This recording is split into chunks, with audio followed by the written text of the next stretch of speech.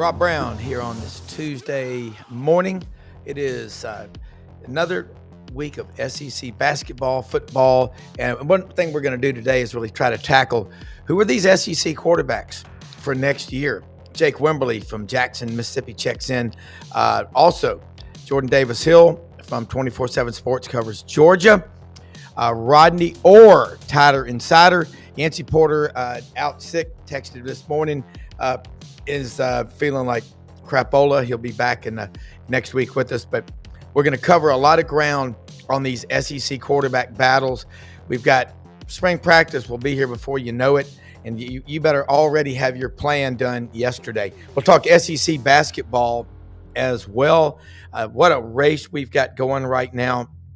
It gets better, and these games get better every week, which is hard to believe, but the parity, whatever you want to call it, it's here. Look, take a picture of the QR code with your phone. Join in, be a subscriber. So we are here 260-something days a year doing these shows. Love doing it. We are all over the SEC. Brendan and I putting out content constantly. And we're going to, Friday night, going to release a podcast we did with Norman Jetmanson, the author of Sewanee 1899 Unrivaled. He and David Cruz spent 6.5 years on that documentary. We're going to talk about that and the coffee table book they've got. We'll release that Friday night. The most unbelievable story. The Sewanee team wins 5 games in 6 days, and on the 7th day, they rested. Let's bring in Jake Wimberly from ESPN 105.9, The Afternoon Drive in Jackson, Mississippi, with us right now. And Jake, I think a lot of people, good morning and love having you on here, but a lot of people right now are staying up at night with their hair on fire. You picked the SEC school. There's a lot of replacing that's going to have to be done. I want to start with you. I know you know Mississippi State really well. They went to Tallahassee to get a quarterback, and let's talk about what you think that's going to turn into once Jeff Lebby and that staff get hold of him. Yeah, morning, guys. Appreciate you having me in as always. Talked to David Murray, 247sports.com yesterday, Gene's page. We were talking about this exact thing. You're talking about Luke Cromenhawk, the very talented, 4 or 5 star, depending on the outlets you looked at when he came out of high school coming into Starkville. It's definitely going to be a battle in the spring when you talk about Cromenhawk versus Blake Shapen. Shapen, I think, is the guy that Levy wants. You got a three-headed race here. Really, it's kind of a 2. Kamario Taylor's going to come in from Noxubee County. He was the big 4-star quarterback they signed this recruiting cycle. Taylor, I've had a chance to see him in many settings here in the state of Mississippi. He is a high-level guy, projected to be the future of Mississippi State. But it's going to come down to Cromenhawk, and it's going to come down to Shapen, and that's going to be the battle. A lot of people project Shapen to be the guy, but here's the thing. If Cromenhawk plays out, and I've said this the last 2 weeks about Cromenhawk, Mississippi State fans need Cromenhawk to be everything the recruiting services say he is, because if he is, that's good for Mississippi State as far as, probably 2 wins, maybe even 3 wins. And he would be the most decorated quarterback ever to be on the campus of Mississippi State, even more so than Dak Prescott, if he pans out that way. Well, even more so than John Bond, who came out of Valdosta back in 80, 81, and nobody was more touted at the time than John Bond. Well, you look at going to Tallahassee and getting that away from Mike Norvell. I'm sure the kid didn't want to play for Gus. The kind of offense that they're going to run, that doesn't make a whole lot of sense. So next question is offensive line and skill players for Mississippi State. If they picked up anybody of note in the portal that you think will make a difference right away? It's tough to tell. I mean, there's some good names in the portal. I mean, we could go down that list when you're talking about 2 or 3 different offensive linemen they've been off different fronts. Some SEC guys off that front. Also, when you talk about wide receivers, Aiden Williams, a guy coming over from Ole Miss, highly touted out of Ridgeland High School, just right down the road here from our office, did not pan out at Ole Miss. He'll get an opportunity at Mississippi State. They got several other pass catchers that'll be in spring. So, much like we saw with Mississippi State last year in Jeff Lebby's first year, it was a totally different team. This is going to be pretty much a different team this year, minus, a few players that's going to be, plug and play from this past year. The problem with every SEC school is, and every school in the country, developing depth in the quarterback room. You got a local kid from Noxubee County, and and well, actually Starkville's Octibiha, so Mhm. he's from Noxubee. So right there, there's your NIL if you want to look at it. From what we have always thought NIL is. So Jeff Lebby, one thing he can do is he can develop the hell out of quarterbacks. That right there is probably why you got Kromenhoff from Florida State. Looking at the team overall, what does Mississippi State got to do in spring practice? Because they just a few years ago won 9 games, and tragically, Mike Leach died. The next year was a disaster. With Zach Arnett, he tried to change everything. What are you seeing movement in the aisles wise with Mississippi State offense, defense, special teams that makes you think they're going to crack 500 this year? Cracking 500 is going to be tough, right? I mean, if we go back and we just pull some raw numbers real quick, and you look at this Mississippi State defense from this past year, this was one of the worst defenses we have seen in a number of years at Mississippi State. I mean, you're talking about a team that gave up right at 34 points a game. I mean, you got to go way back in the history books, more so than 10 to see that. So, if this team can improve defensively by a touchdown, which would be a lot. I mean, you're talking, still around high 20s. They were scoring 20, 25, 26 points a game. So, Levy needs to get this thing on the offensive side, plus 30, which I think is where he'd want to be. He would love to get that thing under 30. The thing for Mississippi State is like a lot of teams in the SEC. If you're on one end of the schedule spectrum, you're glad because you had the schedule pretty much flips plus or minus a game or two. I mean, Mississippi State will have to go to Florida. They'll still play Texas and Georgia. They'll have to go to Texas A&M. They'll go to Arkansas. They'll host Tennessee. They'll go to Missouri, and they'll host Ole Miss. So, for all the goodwill that Mississippi State can do in the portal, that schedule is still going to be extremely brutal. And to get to 6 wins would be a massive win for Jeff Lebby in year 2. Yeah, and the top to bottom, the SEC is just getting stronger. And you look at it in basketball; it's the same thing. The money's there. How long will keep people keep doing this NIL fundraiser? That's you better have a return on investment. Can't do it indefinitely.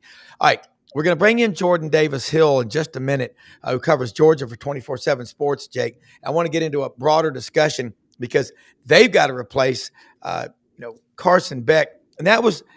I think it was bizarre when he left, but Jordan knows that program better than anybody.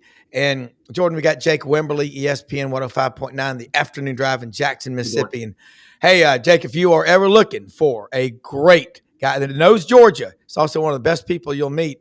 It's this guy, J.D. Hill, Jordan Davis Hill. Jordan, send him good a number, morning. Rob, or send me his number. We'll definitely bring him in. I will do it because you will not find anybody better. Jordan, we're gonna get into this discussion. We're gonna talk some basketball in a minute, but Gunnar Stockton, evaluate the way he came in late in the season. This is a Northeast Georgia, Rabun County guy. He's all bulldog. I love him because he drives a 20-year-old truck. But let's talk about him. I need to get his tips on how he keeps that thing running. That's all I know. I mean, I think he's a guy that got put in a really tough situation second half of that Texas game, the SEC title game, and handled himself really well. And, from what I heard leading up to the Sugar Bowl, him preparing for that, I think, it started off as a little rough. I think that the first few practices, he was trying to get his feet, under him. And I think that's understandable given the situation. But, I thought he did a pretty good job in that Sugar Bowl. Had a tough fumble on a blindside hit where left tackle can't make a block, and guy comes in and forces a fumble. Notre Dame gets it, I think, on about the Georgia 13, and they score on the next play. And you talk about that, and you talk about the kick return and start the third quarter. I mean, that's essentially what won Notre Dame that game. So Gunner's got a big opportunity this offseason. I don't think he's by any means guaranteed this job. People are excited about Ryan Puglisi, who's going to be a redshirt freshman, but Gunner is very clearly the leader in the clubhouse and the guy that everybody on this team is looking to be that leader. So we'll see how he handles the offseason. They're going through winter workouts, and it's funny, Rob, we talk about this and the end of the football season, especially now with when the national title game is. It feels like you pretty much turn around and we're to spring practice, and we still got a little bit to go until then. But that'll be another proving ground for Gunner. He'll be looked at as the QB1 for Georgia. How does he handle it? How does he do in those practices? How does he perform at the spring game? It's a big opportunity for him. I think based on what I've heard and what I've seen of Gunner, he's up for it, but he's got to go prove himself. Yeah, one other question. Depth in the quarterback room is critical. Everybody's trying to get it, but it's hard. You think about Dylan Raiola, who came in from, I think, Arizona to Buford, and Georgia's traditionally had a hard time getting kids out of that Buford program. KJ Bolden started this past year, but how much do you think they'll miss him? And talk about who Georgia got in the signing class, and maybe if they're looking at anybody else in the portal. You think about how different the situation would have been even in around the SEC title game if Dylan Raiola winds up coming to Georgia. Obviously he flipped to Nebraska and goes and starts there as a freshman. And you're talking about Gunnar Stockton, Ryan Puglisi, Jaden Rashada went in the portal. We haven't heard where he's going to land, but he's out of the picture. You're talking about some freshmen behind them: Ryan Montgomery, Hezekiah Millender. You got a few walk-ons, Coulter Ginn, a guy that they were excited about getting, not this past class, but the class before that. So they are very, very young. I will be curious when we come out of that spring, when the spring is done and that April transfer portal window opens, does Georgia try to go get another experienced quarterback, not necessarily to start, but to add value, to add experience depth, because it is something they lack. They're in a good spot as far as numbers go, but they don't have a lot of experience behind Gunnar Stockton. Those guys are going to have to show up and show that they're ready, because if not, they may go try to add another guy by the time the season gets here. Jake? Yeah, look, it's going to be interesting to see, not just at Georgia or at Mississippi State. Around the league. There's going to be a lot of quarterback competition going on, and there's obviously your high end guys when you talk about what's going on at LSU. Obviously a lot's expected of Arch Manning at Texas. We'll see what happens with Nico. At Tennessee, I know a lot's expected. In Florida of that quarterback room, but overall, this league is going to be kind of a facelift of sorts. You don't have the A1 guy that just a few years ago. We had several guys that when you looked at, and we see this, the ebb and flow coming into this past year. It was Georgia, it was Alabama, it was Texas, and so it's an evolving door. It'll be interesting to see which guys step up and become kind of the faces of the Southeastern Conference. Some of those guys are already there, others will show up. Yeah, and I'd say too to that, Jake, just really quickly. Look at when you look at the SEC as a whole, and I think people were disappointed with just how far they got in the playoff. When you look at the conference as a whole, I think that quarterback play was down a little bit, and you can see that in quarterback rating. Look at Carson Beck. He at one point was leading the country in interceptions. I don't remember if he ended up leading in that statistic. Jalen Milroe, very up and down. Sometimes it's with a conference. Sometimes it's as simple as you're going to go as far as your quarterback can take you. So to say that when there were experienced guys that have now moved on, and Quinn Ewers another guy as well, it's going to be fascinating just to watch the league next year as far as which quarterbacks really stand out. If a guy like Arch Manning can live up to the hype, it's going to be something to watch throughout this conference. Yeah, and Jordan, you think about the Georgia team this past year, didn't have Ladd McConkey, didn't have Brock Bowers. And it seemed like every week, every 2 weeks, somebody would step up and have a big game. But considering the expectations for Carson Beck, there were people out there that thought he was the number one pick in the draft. All that stuff goes out the window when you don't have the supporting cast. On a 1 to 5, how much better, 1 being no better, 5 being way better, you think the receiver room, tight end room will be for Georgia this year? Well, Georgia's hoping it's a 5 just because of they had so many drops. They led the nation in drops. I would say realistically, I would put it at a 4. I do think it's going to be better. They go get Noah Thomas from Texas A&M. They go get Zachariah Branch from USC. They bring back Dylan Bell. They got Oscar Delp still. They got Lawson Lucky. Lawson, I think, is a guy that they have to do a better job of utilizing. And I want to see if they will do what they did with Brock Bowers in that, a lot of 2 tight end sets when he was here with Darnell Washington. lining him up sometimes at wide receiver. Now, that might be harder to do because Georgia did do a very good job of reloading their wide receiver room, but I think it will be better. I think it has to be better just because that was, to me, the biggest issue really with this whole team was just drops, inconsistent play from the receivers, lack of separation. They made a real effort to upgrade there, and they went and signed 5 receivers from the high school ranks. So I don't know how many of those guys are going to become factors as true freshmen, but I expect 1 or 2 of them to get in the mix. Jake, you remember a term we heard a lot? I don't hear it as much now. Dual threat quarterback. What does dual threat quarterback mean to you? Just give me your definition. I mean, if we're talking about a dual threat quarterback, it's a guy that's going to make you play 11 on 11, right? I mean, it's 11 on 11 guy. It's a guy that it's the almost become the prototypical quarterback now. I mean, it's what you got to have somebody that can move a little bit. They don't have to get up and get down like Jalen Milroe does. And I mean, obviously you would love to have that, a guy that can house it on, any given play. But I mean, I think a guy that can stress a defense. I mean, we see it in the high school ranks now. I mean, high school coaches are making a living and keeping jobs on finding a guy that can throw it just a little bit and that can run it a lot. So, to me, dual threat is a guy that can simply make you play, 11 on 11, move a guy out of the box, and create some mismatches.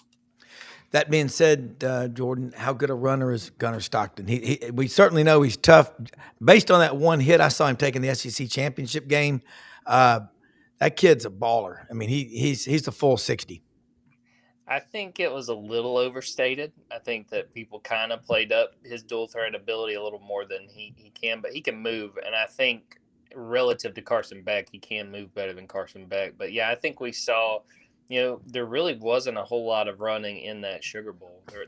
There had been some design runs in that SEC title game, and I thought we would see him become more of a factor when it came to design runs, when it came to maybe some option plays. They really didn't do that. So I think he can move, but I definitely would not describe him as a dual threat. I think he's a guy that when there's opportunities, he can run, but I don't think we're going to see him. He's not going to be a 1,000-yard rusher for Georgia this year. Yeah. Jake, I know you've got a hard out at 25 after.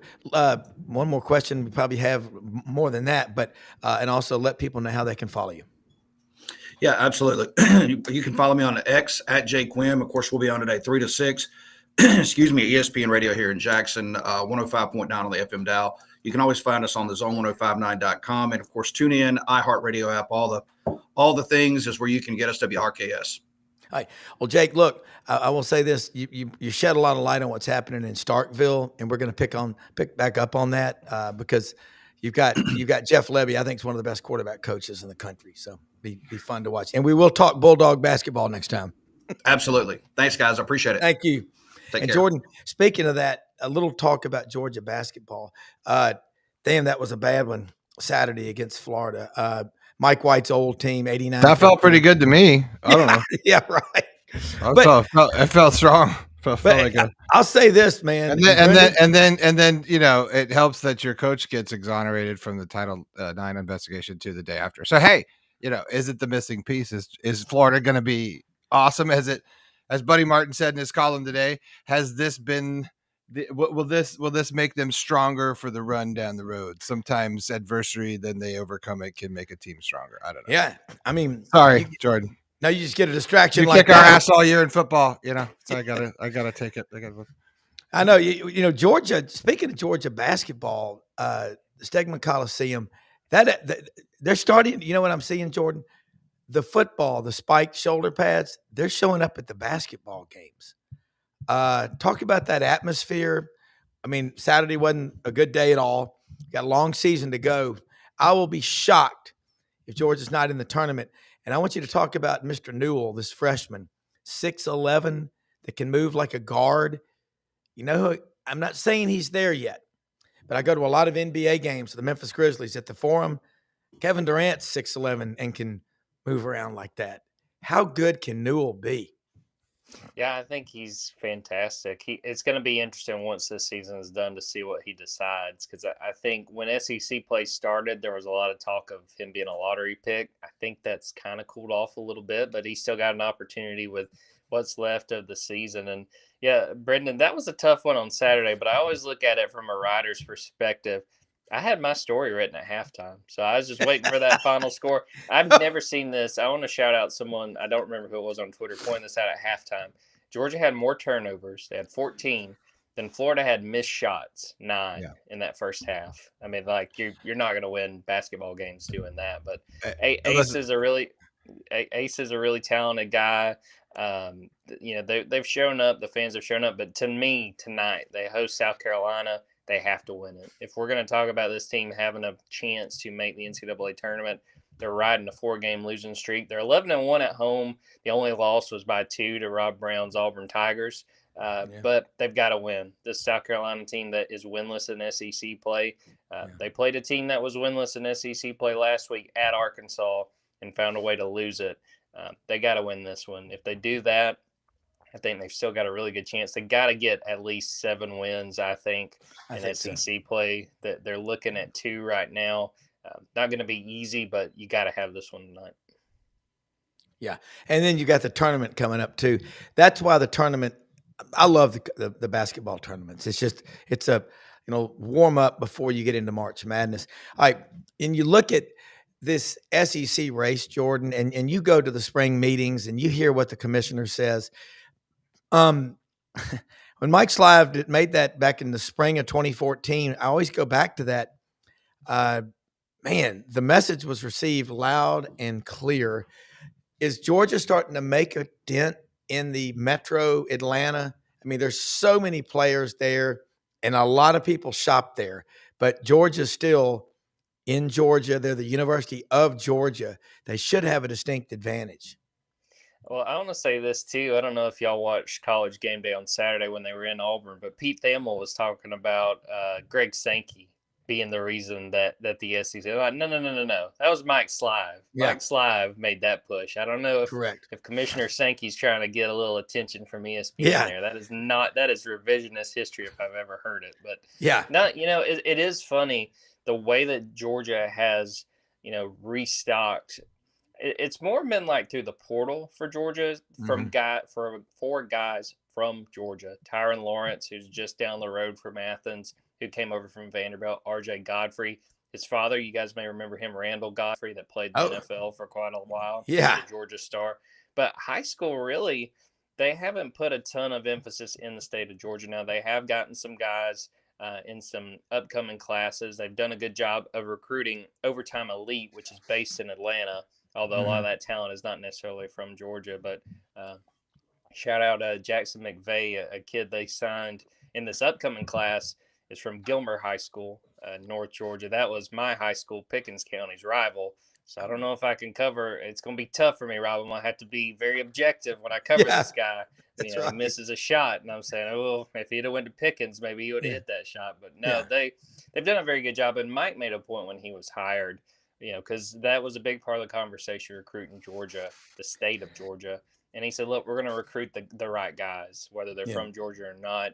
He and the lead assistant, Eric Pastrana, have recruited Florida very, very well in these last few years. So I think they've done a good job of paying attention to what's in Georgia.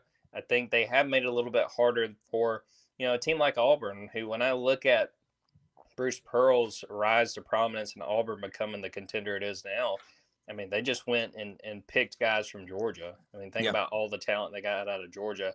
Don't think it's quite that easy anymore, but I definitely wouldn't say that they've got the state locked down, but that'd be nearly impossible in college basketball because if you got a North Carolina or a Kentucky coming in, they're going to get their share from Atlanta and some of those top players. Jordan, before you go, anything that maybe we're not hearing about that is happening at Georgia that you're going to be writing about? And of course, let them know how they can follow you because we love having you on here. Your work is outstanding, and I get a lot of people noticing. And I will get you connected with Jake Wimberly because he's looking forward to having you on. I appreciate that. I appreciate the comment from Maury Gaston saying I'm an excellent sports reporter. I'm going to Venmo him that $20 I promised him before he came on. But no, I mean, I think right now they're just, the football team's working through winter workouts. I'm hearing about some of the receivers like Sokovi White, a guy kind of from my neck of the woods at Cass High School. Sounds like he's done a very good job of taking a step forward along with London Humphreys. Other than that, going through basketball, like I said, a big game tonight. Shout out to Olivia Sayer, who just came onto our site. She's going to be covering Georgia baseball. I think Georgia's ranked number 4 in the preseason poll. So a lot still going on with these spring sports. And like I mentioned earlier, won't be much longer. We'll be talking about spring football. Yeah, yeah. I mean, no question about it. Well, mentally, they got to have a little bit of a break, but we don't want to take too long of a break, man. All right. Well, we will see you next week, man. Thank you. All right. Appreciate you guys. You bet. Hey, let me say something about one of our sponsors, Landers Ford, Memphis.com. They are open Monday through Saturday, 7 a.m., 7 p.m. Went out there Friday, just touring around with Brad Bellamy, the general manager. And you notice it's like as clean a place as I've ever been into. The bathrooms are spotless. The showroom floor, the offices, the service department. It is really, really impressive. I met Jay Newell, met Cody in the service department, Jason Medeiros, of course, the general manager, Brad Bellamy. These people at Landers committed to making the buying experience the best possible. Cars, trucks, SUVs, a huge lot popular in Houston Levy and Collierville. Their name is all over the Mid-South. And look at all these opportunities to save a lot of money on the Broncos, the Expedition, I'm going to tell you, the Ford F-150. I drive one, 4-wheel drive, makes it officially a truck. They've got everything inventory-wise out there. Let them know you heard about it on Sidelines. Again, they're great people to work with because they invest in the community where they are, and they can deliver anywhere. You get online, see something that you like, ask for Brad Bellamy. And those of you in Memphis know Kenny Myers, been in the car business a long time. He is now working at Landers Ford. Landers Ford. And Memphis. make sure when you call, ask for the $500 off for SEC sidelined audience. Yeah. Go ahead and call Brad and ask him. It's a real thing. So he's not kidding around. I think we emphasize that very much. Yeah. But that's a special offer for Sideline Sports. That's you all. If you're watching this channel, you are the audience. This is for you. So, and they are not just in one small place. These are huge, huge, huge dealerships. So if you can't find the right car, or if you want a certain car, check out Landers because their inventory is massive. And Brad will work with anybody on anything. It couldn't be a nicer guy. I'm probably going to end up buying my next car from Brad, and I'll just go up to Memphis and get it and see Rob and come back down. So there you go. That's how good a guy, and that's how good of a dealership it is. So they really are, and their commitment, they are involved in. I mean, Brad is involved in Landers in so many local causes that are really, really good. St. Jude Children's Research Hospital, Agape, you name it. And they put their money into the Mid-South, and they're fantastic. That's what I love about them the most. Brendan, man, good news for Florida there with Todd Golden, because we did that pop-up show. Kind of shed some light on that before Rodney Orr joins us from Tighter Insider. I mean, I don't think there's any light to shed. There was an investigation, and the investigation is closed, and there's no wrong. There's no. He didn't break any rules or violate anything. They didn't find anything. So these kinds of things at this point, because of the nature of the ages and things obviously a lot of this stuff is not for public consumption or not out there. So, but as far as any of the Title IX and all that stuff's concerned, it's all the case closed. And like I said, Buddy wrote a really great, and Franz Beard. And I got to give a plug out to Gatorbait because these guys worked their asses off yesterday. Franz Beard covering basketball for Florida. Check out Gatorbait right there. And Buddy wrote a great article just about how it galvanizes a team sometimes to go through adversity. I know he talked about it last night on the show, but how does this bode well for a team that's already on a hot streak? Do they turn a positive into negative? Well, clearly, if you look at any social media and see the locker room, the locker room seems to be doing just fine at Florida, and they're playing great basketball. So I think this is great news when it could have been catastrophic news, especially the timing of the whole thing. So, if you don't like the weather, wait 5 minutes, my friend. Yeah. Well, this is something interesting. Franz texted me talking about Florida basketball. If Micah Hanglotten elects to play, Florida will win it all, he feels like. The Gators will have a big man rotation of 7'1", 7 foot even, 6'11", 6'9", and 6'9". Yeah. As Franz puts it, I love the way he puts it, 25 tall fouls. And look, the SEC basketball race, again, we haven't seen anything this competitive. I don't remember it being this competitive. And we're going to look at the standings. Obviously, right now, and that could change. And Auburn's sitting there at 6-0, Bama 6-1, Florida 5-2. Look at all this: Missouri 5-2, Tennessee 4-3, Mississippi State 4-3, Vandy 4-3, Texas A&M 4-3, Ole Miss 4-3, Kentucky 3-3, and they were in the top 10 until Vanderbilt beat them Saturday. Yeah. I'm looking at the rankings right now. I'm trying to pull them up. Yeah. Because it sort of changes every week, and then every Saturday it seems to change. Florida doesn't play again until Saturday, by the way. So I was looking at that. I don't have it right here handy, but yeah, I was looking for a buddy yesterday in his article. So everything is super tight. And I don't know. I wanted to make a comment earlier because I listened, and during the day, so many things come to mind because I'm like, oh, I got to mention that on the show, or I got to mention that on the show, because it seems like so many narratives seems to be popping out. But the narrative that I saw or see emerging is this Vanderbilt story. We got to get Chris Lee on. We haven't talked to Chris Lee for a long time, but is like Vanderbilt's basketball teams playing great basketball right now too. So now all of a sudden you've got Vanderbilt emerging, and I said at this thought, I thought, well, you know what? It kind of makes sense. All the people and all the boosters and everybody, obviously go to Vandy. You're a pretty brilliant person in general. I mean, it's great school. And, I always said, watch out when the smart kids figure it out. Well, maybe the smart kids figured it out with business and money and how to attract and do all these things. And now we're seeing this NIL fallout in something like not fallout, but the difference in a team like Vanderbilt in the SEC, they may just end up being awesome in 2 and 3 years in football and in basketball, and this is like just an on-side narrative that you're talking about when you're not talking about Florida being Tennessee and Tennessee being great. I mean, my God, your team is playing lights out basketball. So it's all leading up to a huge SEC tournament. Massive. Yeah, it really will be. And Todd Golden, good for him. And we reported on it. You did, Buddy, Franz. Everyone did. Everyone did. And we're fair. Remember, we had Mary Turner, one of our attorney friends from Tuscaloosa, who's a great attorney. Her husband, Jim Roberts, was voted recently, Brendan, as the #1 trial judge in the state of Alabama. So we've got the best people backing us up. And I was talking to the judge recently. Really, really cool guy, but what an honor.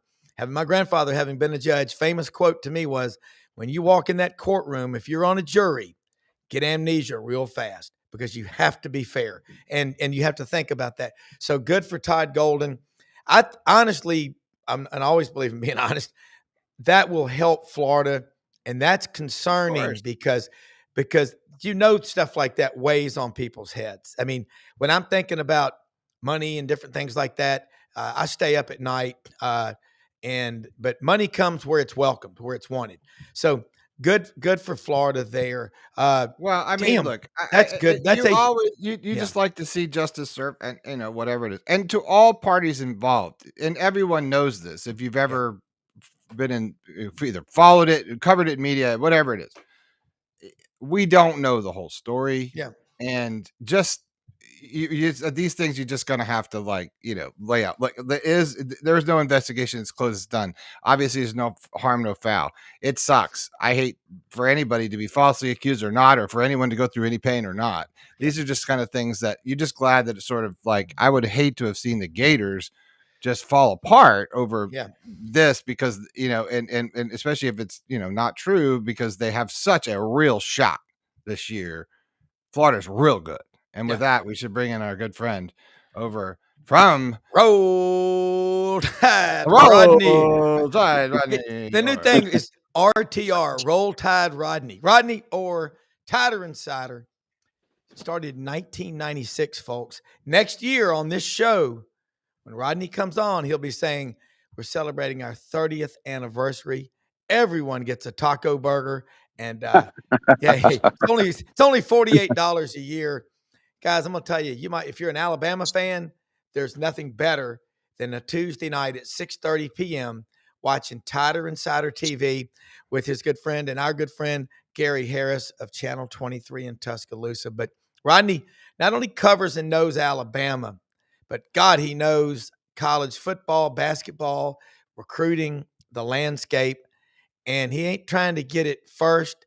He focuses on getting it right. Rodney, tell us the story of the quarterback battle. Who will replace Jalen Milroe? Because Alabama's got some talent in that quarterback room. You know what? Funny you asked that question. I saw the Dallas Morning News. A friend of mine sent me this from the Dallas Morning News, the Sunday edition. Headlines. Bama signee ranks among state's best ever. Think about that. Greatest ever. Talking about the state of Texas, talking about quarterback Keelan Russell. Yeah. The quarterback signee. Now, with that said, I'm not predicting Keelan Russell to be the quarterback, next year. Yeah. I would say right now, Ty Simpson, it's his job. Yeah. I think Ty's done everything he could possibly do. And a lot of people ask the question, and I understand the question. And the question is, if Ty Simpson is really the guy, then why didn't he take the job from Milroe? Because Milroe had a lot of ups and downs, obviously. Mm-hmm. But here's my answer to that.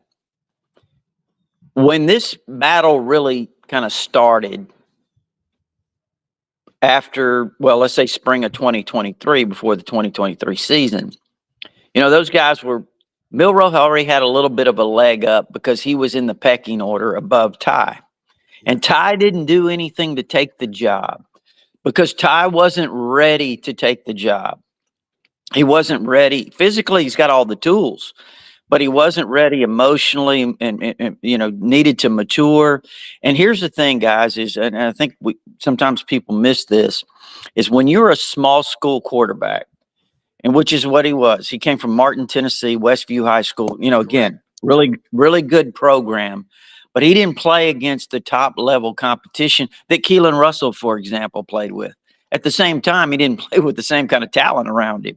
But I say all that to say this: there's a preparation to it. And I think Ty had to make a lot of adjustments. But heading into spring, I think this is Ty's opportunity. Again, I have no doubts that Ty has all the physical tools to be the guy. He's got the gifts. He's got the arm. He's got the athleticism. He's got great improvisational skills. I think Ty physically has all those things. Now the question is, how's he going to manage being the leader, the offense, grasping it all, handling pressure? These are all questions we can't answer until he actually shows us.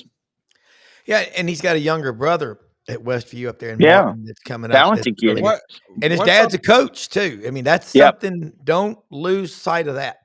What's up with is it Austin Mack? Is that the guy? Yeah, Austin Mack's from like Washington. Yeah, Austin, he's DeBoer's guy. I thought they like him a lot. I mean, obviously, Austin really should be. He should be only a true freshman right now. He reclassified at Washington that year, and he didn't even take a snap. He's only thrown 3 passes in his career. I think it's 3. He's 2 of 3 at Alabama. He had a touchdown pass. He had that touchdown pass that was awesome. Yeah, really, it was a great throw. And by the way, the guy who caught it, Rico Scott, go ahead and mark that name down because he's a guy that I think is going to really help this wide receiver core next year. But Austin Mack, 6'6", 230, whatever. He's got a really strong arm. He's still really raw, and he's growing as a player. And I think consistency is the one thing you keep hearing about him when it's asked, what does he have to do to kind of become the guy? Yeah. Just consistency. just consistency. But he has a lot of tools. Well, DeBoer, I don't know. Does DeBoer needs? I mean, he's a systems guy, right? But his offense is like pocket passing. He's looking for Yeah. that kind of a Yeah. quarterback, right? So does Mac know anything? Is he just too young? Does he know his system at all? You think, or is he just too young? Yeah, he does know the system because he redshirted, right? So he redshirted at Washington as a true freshman. And again, he was like 16 years old or something. Right. He had another year of high school, and he'd only played 1 year. That's the crazy thing about it. I think he only had played extensively 1 year of high school, and he transfers. I mean, he reclassifies and goes to Washington, spends a year under them learning. And then I remember when it was announced that he was transferring, Brock Heward, who you guys know is, was a really good quarterback at Washington and kind of understands what a quarterback looks like. He was really high on him. He thinks he's got a lot of tools. And, I do. You look at him, you just never know when he kid didn't is cross over with Graham Mertz when he was there, right? That wasn't I don't know. I don't know. Think I was just trying to think about those years if he would have caught that 1 Well, year. Anyway. he was actually he was there in 2023 with Penix. Yeah. And so, but you never know when a guy's that bulb's gonna go off. I mean, sometimes it happens, sometimes it doesn't.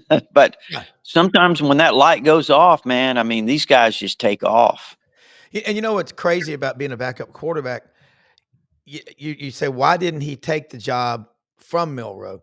And it's psychological. I think when you get it in your head, if you do this, and I'm not saying that Ty Simpson did it. If you say I'm just the backup, the more you say that, the more you're going to be the backup. As Franz Beard always says, if you always do what you've always done, you'll always be what you've always been. And the psychology is so big, Rodney. Yeah, that psychology makes my brain hurt. It's hard to. It can be tough to unseat a guy too. Yeah. I mean, it can be. I mean, look, I remember the Tua, the Jalen Hurts Tua stuff. I mean, listen, I remember being asked before the season because June Jones was out there. You guys know June Jones. Oh yeah. He's a Hawaii guy, and June would say. He would tell people, they'd interview him about Tua before the season, because Tua came in so highly touted. And he would say, well, Tua's going to beat Jalen Hurts out of this job and he's going to win the Heisman, which, he probably should have won the Heisman actually. Yeah. But so I say all that to say this. I was like, listen, this isn't going to happen. Jalen Hurts just went 14-1. I mean, I say he went 14-1. The team went 14-1 with Jalen at quarterback. And they lost you remember they lost to Clemson in the national championship game as Jalen was a freshman. And I said, no way you're going to unseat him. Not Nick Saban. No, that's not the way he works. And it took the whole season. You saw what happened. Mm-hmm. And you could see Tua by like the second time I saw, well, really the first time I saw him against Vanderbilt in that game. And he does this pirouette and drops a dart to Devontae Smith in the back of the end zone. I said, whoa, this guy is a special talent. Yeah. And so you knew that eventually he was going to be the guy. But it's hard to overtake a guy, especially if the team's winning. Yeah. Rodney, when I go back and I think what you said about June Jones, I think it's St. Louis Catholic School in Honolulu, where several of these quarterbacks, Marcus Mariota, Dylan Gabriel, Tua, again, I know I'm biased because I'm a Scotch-Irish Catholic, but nobody does it better than the Catholics high schools out there. I mean, in the world. I mean, but it really is amazing. Tua, how tall is he? Legit, Tua, he might be a little over 6 feet. 6 feet. He's not. Yeah. But what is it? He's got an arm. His football mind, it's unreal. One other question. You know what? Scouts, a Dallas Cowboy scout told me one time. We were talking about height of a quarterback. Mm-hmm. And he said that in his opinion, he said height is great, but height without instincts and knowing the passing lanes and having a feel for the passing lanes really means nothing. Yeah. He said, I've seen 6'4" quarterbacks have 5'9" DBs jump up and block their passes. So here, and he pointed out, you remember the guy Jeff Garcia that used to play for the 49ers? And he said Jeff Garcia was 6 feet tall, but he had instincts to see the lanes, know the lanes, find the lanes, and make throws. And that's what Manziel wasn't really tall. Yeah, what Kurt? I don't know how tall was Kurt Warner. I mean, he came. I'm not really sure on Warner, but Drew Brees, yeah. Well, but he came from arena ball. You know that story of Look, because you played any sort of defense in your life, which I played a little DB poorly in high school. You learned to squat on your 10 or on your 15 and watch the quarterback's eyes. Well, trust me, just like in war, if they can see your receivers better, guess what? Your DBs can see your eyes too. And you watch a young quarterback's eyes all day, and you can see, they're going to stare down their number one or number two guy. So, you squat there all day long and you can pick guys off. That goes back to this. Think about this. You're talking about a young guy coming in and playing, Keelan Russell. And I was going to ask you about him. The most touted recruit ever in Alabama history. Well, here's the headlines of the Dallas paper were calling him one of the all-time greats in the state of Texas in high school ranks, which is, of course, that's a monumental statement. DJ Lagway looks pretty good. He he would definitely be in that group, but probably a little hype there in that headline. Yeah. But obviously a really good player. But what I was going to say is, think about Tua. How far advanced he was when he looked off those safeties for Georgia and delivered that ball to Devontae 2nd 26 for that touchdown. That's what you don't see many true freshman quarterbacks that do that have that understanding, have that ability to do those kinds of things. That's what made him so special, was he was advanced. Bryce Young, so the question is, to me, when you start talking about Keelan Russell, and it's kind of unfair, but if you're talking about him playing next year, that's the question. Is he on Tua and Bryce Young's level, in terms of being ready to play immediately? We're going to see some of that this spring. But look, like I said, I think Ty Simpson goes into spring the solid favorite to be the Alabama quarterback. Rodney, I got to ask you about Jalen Hurts. The Alabama people, when he was there, I remember telling people, I said, this guy's going to make a great pro quarterback. And he's such a dedicated, we all know about his weightlifting and all the stuff he did. But then he went to Oklahoma 1 year under Lincoln Riley. But he was born in Channelview, Texas. I remember Coach Burns and Kiffin, they had to really convince Nick Saban, I think, to take him. Well, let me tell you the story. Tell me more about that. Yeah. No, actually that almost didn't happen. Yeah. There was a transfer quarterback from Montana State named Dak I forgot he went to Oregon, but Dak Procup, and Hurts was committed to Alabama, and Kiffin wanted Procup.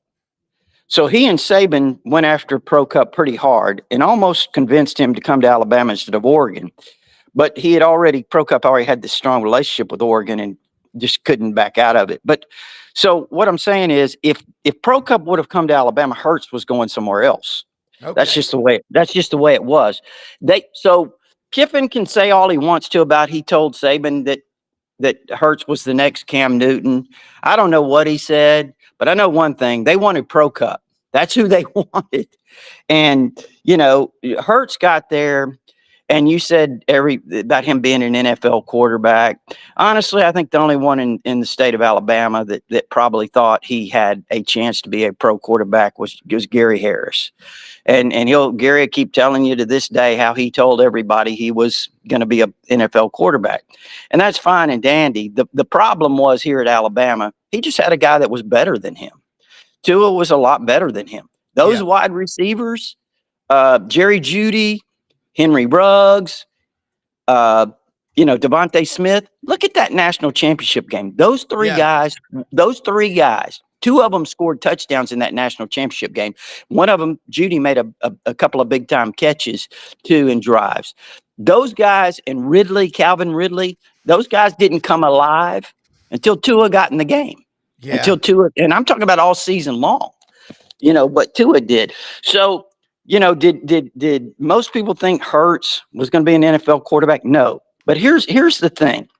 And people take it personally when you try to discuss Jalen Hurts around here. Yeah. They take it personally. Oh, I said he was going to be this or whatever, or I said he was not going to be this. Well, here's the thing with Hurts. He's a hard worker. He's extremely football means everything to him. You can tell that. His focus is relentless. His dad was a high school coach. Yeah. Hurts has a lot of stuff. He is an incredible competitor. Mm-hmm. To this day, people can say whatever. He's still not a great quarterback in terms of an elite passer. Oh no. What he is he is all those things I said, but he's been fortunate to be blessed in a organization that Howie Roseman has done an incredible job of piecing that talent on that team together. They've got the best offensive line. They've got great receivers. They've got the number one running back, Saquon Barkley, a 2,400-yard rusher right now. They've got the number one defense in the NFL, okay? They've got all the pieces in place. And when they're running the football, they dictate to other teams where and how they want to throw the football.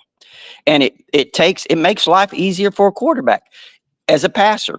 It doesn't mean that Hurts hasn't done a really great job of orchestrating what they do, because he has. He's a really good fit for what they do.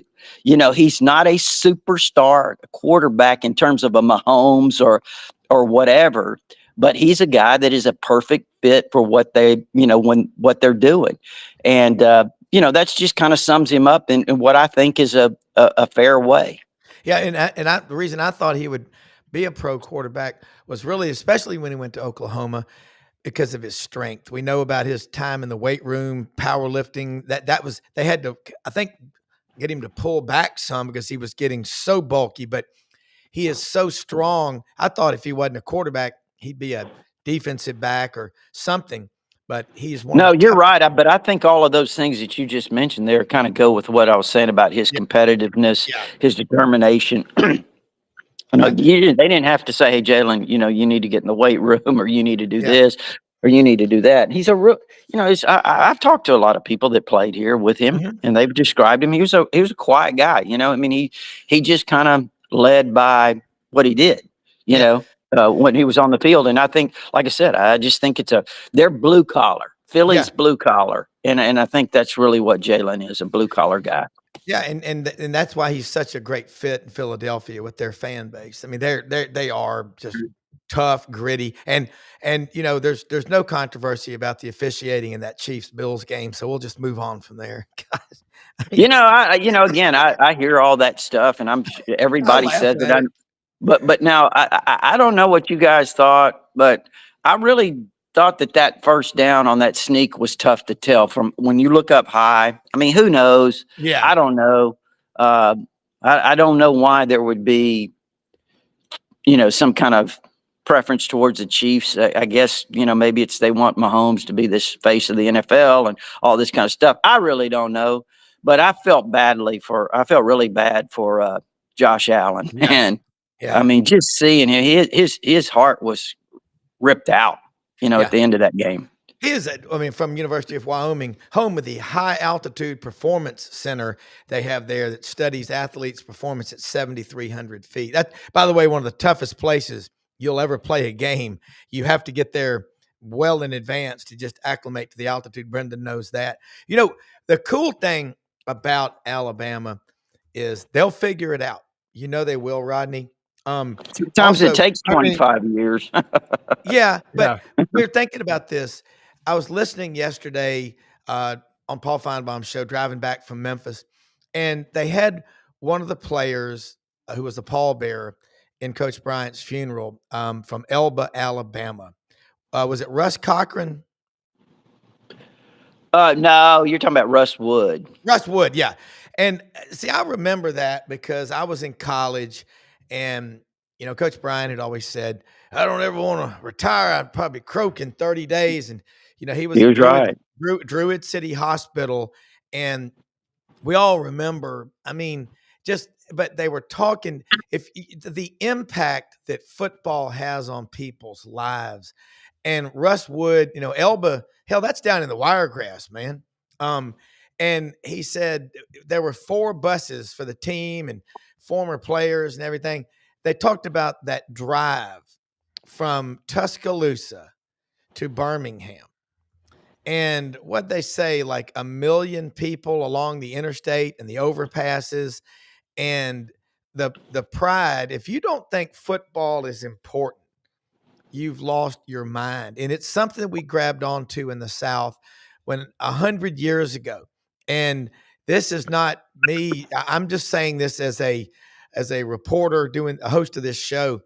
What Alabama did when they went to the Rose Bowl and the teams that followed them basically gave the South back a lot of its pride and its manhood after 60 years of emasculation. And that's why I'm not worried about the Big Ten knocking the SEC off of its perch, Rodney. But I was just thinking about it. It was January 26th, 1983, 42 Yeah. years ago when Coach Yeah. Bryant died. And I think about, Waller May and the May Veterinary Clinic, and they were very close to the Bryants. They knew them very well. And the impact of these coaches, whoever they are, is it's just monumental. And as we go through the years, it just gets stronger. But I think the SEC, Rodney, will figure this out. But do you remember that day of his funeral? Were you Oh there? my goodness. Yeah. I mean, it's Yeah. in my book. Listen, Yeah. you talked about the Rose Bowl. That's in the prologue of my book, how Yeah. that game turned everything around. But yes, I remember everything very, very well. It was crazy because on January 26, 1983, you remember you used to have those radio alarm clocks. Yeah. And I remember it woke me up for class, and it was a news bulletin that Coach Bryant had been admitted the night before Yep. to Druid City with chest pains, but the spokesperson said, "Hey, he's resting comfortably." And like I said in my book, with that, I thought everything was going to be well. And then, I went off to my classes. I had an afternoon lab after lunch, and that's when the professor walked in and told us that Coach Bryant had passed away. And I mean, everybody was stunned. I mean, they dismissed class and so forth. And then the day of the funeral, actually, we were watching it in the dorm where I lived, a little dorm. We're all huddled kind of around the TV watching, and all of a sudden they started describing the route of the procession was going to, and I was like, that's only about 50 to 100 yards from here. I'm going to go stand it. I was thinking had this novel idea. I was going to run to the corner and be the only one out there watching it come by. Right. Yeah. So I did. I actually said, I went out there, 15, 20 minutes, maybe 30 minutes early. I can't remember what it was. And I just stood there, and there was me and one other guy. And this guy was from California. He was about 6'8", 340, and he drove a really fancy sports car that on the front license tag, it was a California tag that said "Go Bear." Yeah. So he's standing. He's got his car parked towards the street where the procession's coming, so people in the procession could see his license tag. Okay, so with that said, and I know you got to hurry up here. Oh. With that said, I'm standing there on the corner. Okay, I swear to you, within 5 minutes, I start seeing people trickling up from everywhere. Within 15 minutes, it's like 7 or 8 rows deep for as long as I could see. I mean, it was like, where did all these people come so fast? Right there on the corner of Hackberry and Bryant Drive. And I'm standing there, and I've got a front row view of the procession as it's coming by. And I saw Woody Hayes. I saw Frank Broyles. I saw Joe Paterno. I saw Eddie Robinson. Every great name in coaching at the time. And there were a lot of great names in that time. Yeah. As they're going by, boom, boom, boom, I'm seeing all these people. And but yeah, it was a memorable whole deal, Yeah. that time. It really is. And you just go back. I think everybody that ever met Coach Bryant, I mean, you don't ever forget it. And that's why it is so much fun for Brendan and me doing this show every day, and our team, our guests, our regulars, and our guests like you, because this is what makes this so special, and the reporting on that. And you think about what I remember is the news. Of course, I was in college at Auburn at that time too, and the news of the overpasses on Yeah. the interstate going to Birmingham. I mean, people just regular people that it meant the world to the pride that football brings, whether it's Alabama in this case, Georgia, Florida, Auburn, Arkansas, Ole Miss, Kentucky, Tennessee, Texas A&M, the pride that comes with it. That's why this stuff matters so much. What you just described is some really powerful stuff, Rodney. And you think about Archibald's barbecue or wherever he used to like to sneak off to and just do his thing. But yeah, I've got your book, and I've got to finish it. I'm holding it in my hand right here, but I hope you write more, because you're a hell of a writer. Well, I mean, it's let me tell you something. It's a real process writing a book. But anyway, it was something that was really fun. And you know what? Tell you guys something here, kind of a funny story that you're going to laugh at. I wrote the book on my phone. Mm-hmm. Oh, I wrote the wow. book on my phone. Yeah, a lot of people do that. I think I'm going to keep this phone. Did you talk it or did you type it? No, I typed it, man. What happened was, and I used my laptop sparingly, but I used my phone, and the reason was this because I've gotten so used to texting in this phone that your hands just operate better, felt more comfortable, just typing it in on my phone like a text. Hey, Rodney, I shoot entire football games at the University of Florida on my phone. Wow. And you know what? And the video's first rate, huh? I get great quality. Yeah. Plus, I have a smaller camera. I'm already 6'4", so I don't need to get it. I don't need to go up. Go. And so you actually get these very unique shots, and then I can upload directly to any social or whatever from my phone. So there's no processing. You can do it right there from the sideline. Yeah. Right. Yep. And so you'll see a highlight, you'll see a touchdown, right? And then could, if depending if I'm close to that side of the Wi-Fi on the field, then I can cruise over and then just edit really fast that clip, and I can upload it as a reel or whatever. And then by the time I get home or whatever, it had already turned and burned on 8,000 hits. Like Chris Spears, our photographer, he'll do that from the game. I did it from the basketball game the other night. By the time he got home, it was like 10,000 views on a couple of clips from the basketball game. Man. Yeah, that's amazing, man.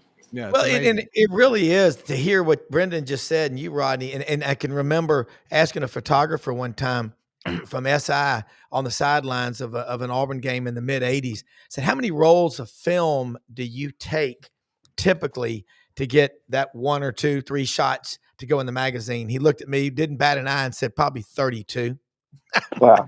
32 rolls. And because he's got to know how many he needs to take at the max amount. He's like, if I go through 32, I mean, those days are so over. Like I said, you take a picture now on my camera, right, on my whatever, your Canon, whatever, and you have Wi-Fi that's just dumping you a copy right to your phone as you're taking the picture from the camera. So they're, as SI is now taking photos, those are automatically being dumped back to home, automatic. So now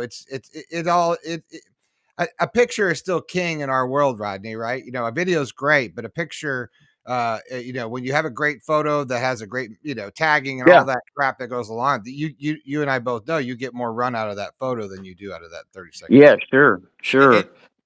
And Rodney, you think about that iconic picture of Coach Bryant and Coach Dye, February 1982, when they were rabbit hunting. Yeah. And you see the photographer that took it, they said, let's get everybody out and let the coaches have a little time just to themselves. And the photographer who took that picture said, I was in there and I was the last one out, and I just took all these pictures, and I never knew what that would become, but they were rabbit hunting. And I even talked to, I found out what Coach Bryant and Coach Dye, when he walked up to him, that picture of them walking, they're both got pump shotguns, they're rabbit hunting, just the conversation. It was about John Hand had just signed with Alabama out of Sylacauga because both schools wanted him bad. But man, a picture is worth 1,000 words. Well, it's just funny because it now, if you wouldn't have had Swamp Kings, Rodney, now you can have a Swamp King says, "Oh yeah, we found all this footage, from in the box, in the training room." Sure you did. That's what blew my mind. They didn't. Come on. I mean, Brendan, that's what blew my that's mind. the story. But let's be honest. You don't, Rodney. When's the last time you just found a box full of random footage just hanging out at Alabama, just out of nowhere, that happens to have all the insiders' information of the locker room? Oh yeah, when the year you won the national championship with Tim Tebow. Oh, so you're saying that was all planned, Brendan? I'm not saying anything. I'm saying do the math. Yeah, right? I know. Like make your own decision. But it's like now we're actually seeing like I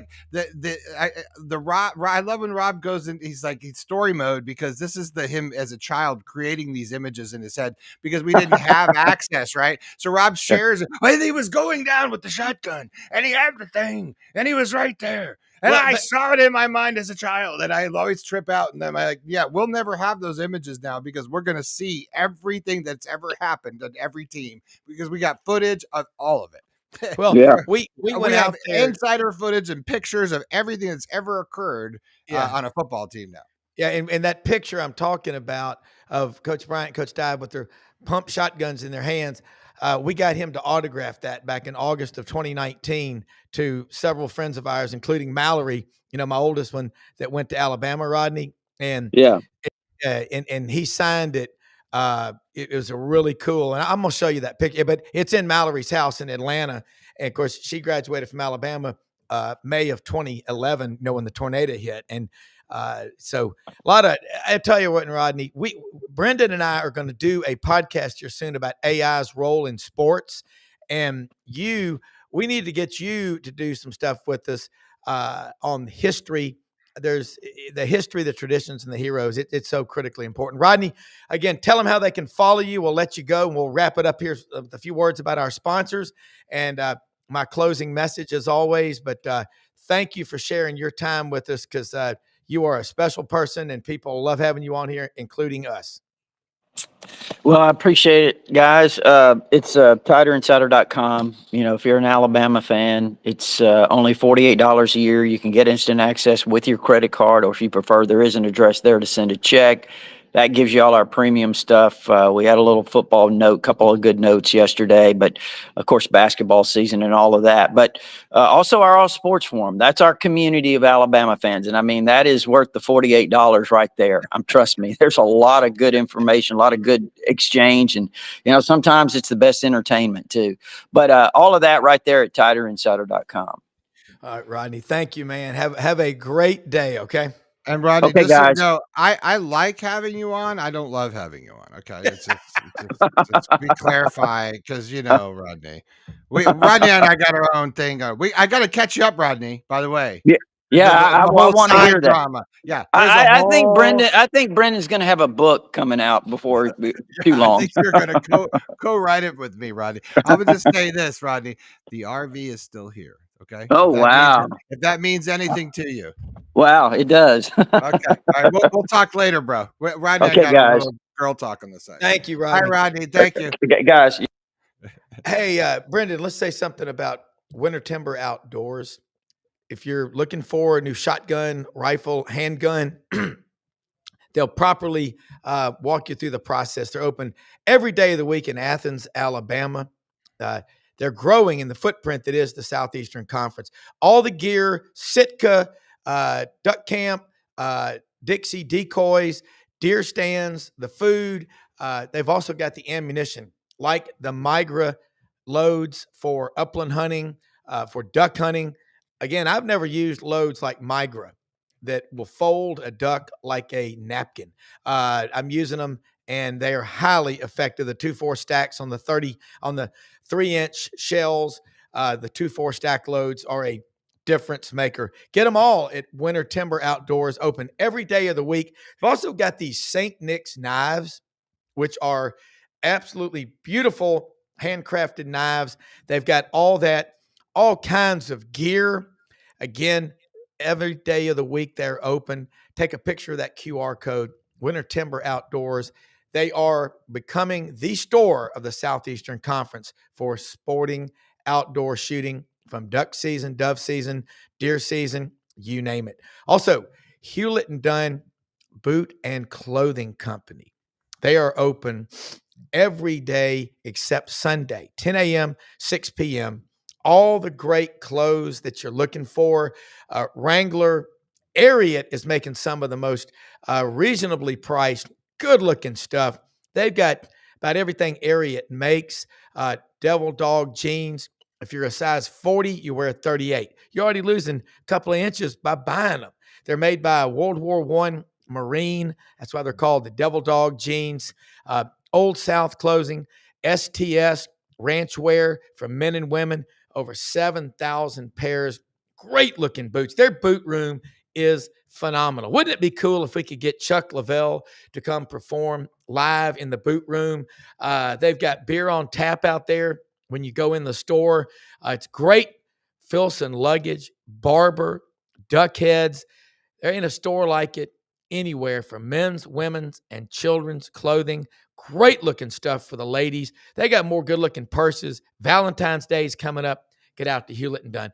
All of our sponsors, you can find them at www.sidelines.live. Most often we see the face of Christ in the least among us. We're the most blessed people in the history of the world. Act like it. Go out and make great things happen. Buddy Martin show tonight, 9 p.m. Eastern. Guys, it's on Monday, Tuesday, Wednesday, Thursday nights. We're on in the mornings. Buddy Martin's on at night. You got the bookends, okay? And we will be launching Friday night the podcast, Sewanee 1899 Unrivaled with Norman Jetmanson. Brendan and I did that here a few weeks ago. We wanted to release it after football season. What a story. You could go behind the scenes and learn about the history, the traditions, and the heroes that make us love Southern college football. And again, Brendan, as always, exceptional job, executive producer. Thank you, and share the show. Later, everybody. See ya down the road, John boy. All righty, we will do it. Be careful right. out there. Boom, boom, boom.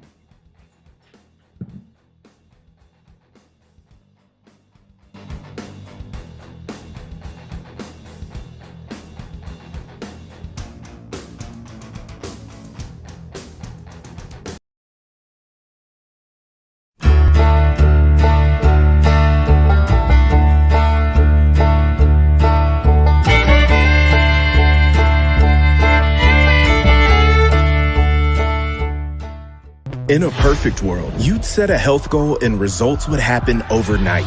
In this world, the real world, it takes time, dedication, and the right support to achieve your best self. The Vitamin Shopp's health enthusiasts are here to make sure you're not wasting a single moment on the wrong supplements. From the highest quality sports nutrition and superfoods to the most sought after trends, you'll find a huge variety of science-backed solutions for every goal. And the people to help guide you along the path to greatness. Unbelievably, every 2 minutes in our communities, a child is either bought or sold for sex. I am Ari Dickey, board member for the Nashville Anti-Human Trafficking Coalition. Join me and millions of others in our fight against human trafficking and for its victims by helping to educate the most vulnerable among us, our middle and high school students. Go to nhtcoalition.org, become a partner, and help keep our families safe, because none of God's children are for sale.